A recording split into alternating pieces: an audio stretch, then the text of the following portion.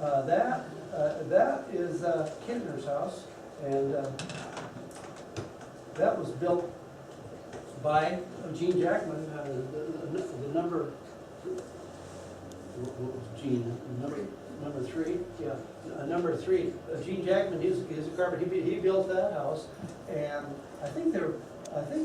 I remember friends of our dad being there. Remember Howard Hatt living there? I think Howard Hatt lived there, and then somebody by the name of Eaton, I think, lived in that house years and years ago. But anyhow, this Kintner and Mason, that's going to be the next house down. Not Mason, but Hanson.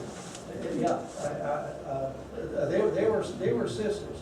Okay, Hanson, he owned the blacksmith shop at Meeker and Central. That's your, what do you say, the name Anderson? Anderson.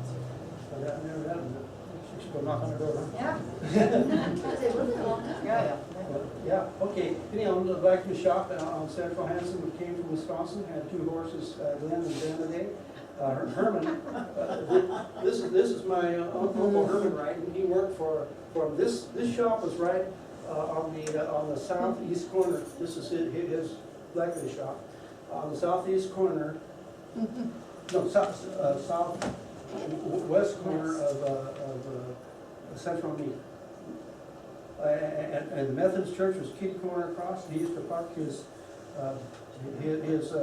Siri in there and walk across the church on Sunday. This guy's name is gosh, what was his name? Anyhow, this was the Sutton, the Sutton boy, and this is about 1915, and E.F. Hansen. The reason he went to work for him is he was working for a carpenter's blacksmith shop, but it was on Railroad Avenue, and Railroad Avenue in 1914 burnt from all the way, the whole block burnt on July 3rd of 1914. So all the businesses were gone. There's a lot of businesses and little businesses. Everybody you either have business on this side of the track or the other side of the track. You either shop one or the other, because railroad tracks were hard to get over in those days. You know, you had your horse and buggies and stuff. So. Isn't that an unusually big house for compared to all the rest? I think it's been continually added on to. It looks like. Yeah. So, but anyhow, we're talking about their get-togethers. You see what that says? I read it. Yeah, roasted corn. And marshmallows, corn and marshmallows, yeah, I got a meal. That's Hanson's house on Knob Hill. Yeah. But Knob Hill, that's all it ever was Knob Hill, and if you didn't live there, it was Snob Hill. And in 1960, when they built the school, they named it Scenic Hill. If they had named it Knob Hill, it'd still be Knob Hill. But it took from 1960 when they built that Scenic Hill school until now, then nobody knows that it's Knob Hill. So, were there cherry orchards up there? yes, we had a cherry orchard for right up in here. Lane's had a house here, and it's still there in Zavaraks. Live, I think, in their old house. It runs the bowling alley down here. Yeah, that's a really old house. Yeah. That's Butch delivered their paper when he was a kid. But I want to talk, it's on Olympic Way. Yeah. It's just down by, it's the only really old one down. That'd be a We- good one for a yeah, there's historic home tour on the. Olympic Way comes right up here, right up here, and then comes around, and then you got that Tacoma Runaway Way, I think that street is. But that old Lane house, this was all orchard, all cherry orchard in here.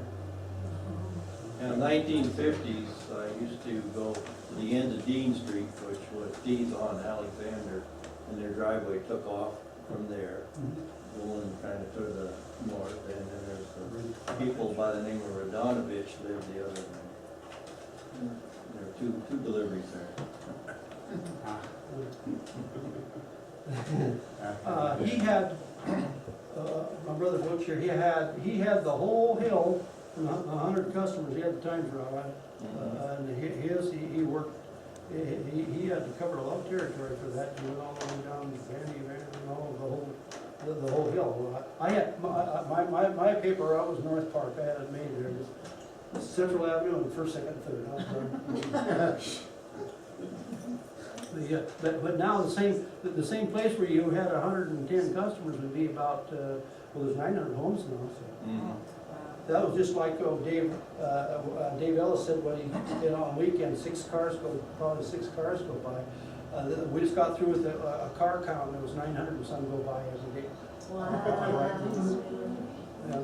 Did you sit back? Okay.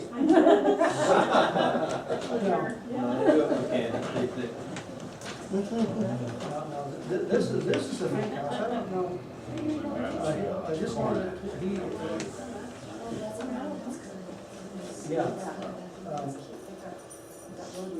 somebody, whoever put that program together there for a school project, if you look right down here, this is that same house. It says unknown builder, 1906. So it was there in 1906, but it was a Fink house. But now Craybills lived there, and I think that they were related to the Calhouns. Some people by the name of Harris lived there they were about my grade in school. I think my younger brother's age. The old house.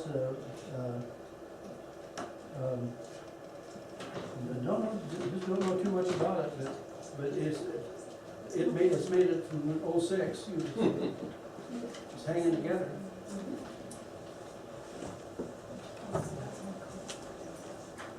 Okay, this is, recognize that house? This is, this is 20 acres. It was owned by the Jacobs. It's now on Crest. It went from Crest to Reitan Road and from, Walnut Street to Hemlock. They had 20 acres originally, the Jacobs, and they sold off the back part on over on Reitan Road to one kid, Bud, that built the Loop House, and their son, and then Lucinda that built the Ellis House. So in the 20s, so they kind of gave the whole back part of the whole place to their kids,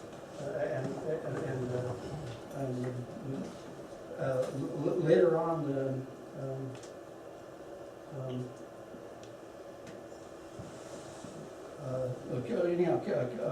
Joe and Carol Marks are in this house now. We had stormwares in there when we were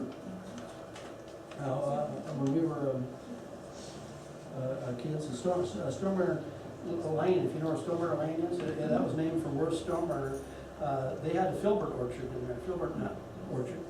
And to this day, if you look at the corner of Crest and Filbert, The house with all the filbert trees. yeah, you'll see 3 filberts. They're still there. Those go back to when I was. There was no road. There's no roads. There's all of the houses in there. All the houses in the area there weren't built until the 60s. The first house that went by that was built past our house was Al and Andre Self in 1950. But now our folks sold the back of our place off at Sterling Wind. Which do you remember? When did Dad? In the late 50s. Late 50s. So the late 50s, going through the late 50s and the 60s. That's when up until then, Chicago Street's the only road that touched Reitan Road in 1950. Wow, a lot happened real quick. Oh yes, it did. Okay, anyhow.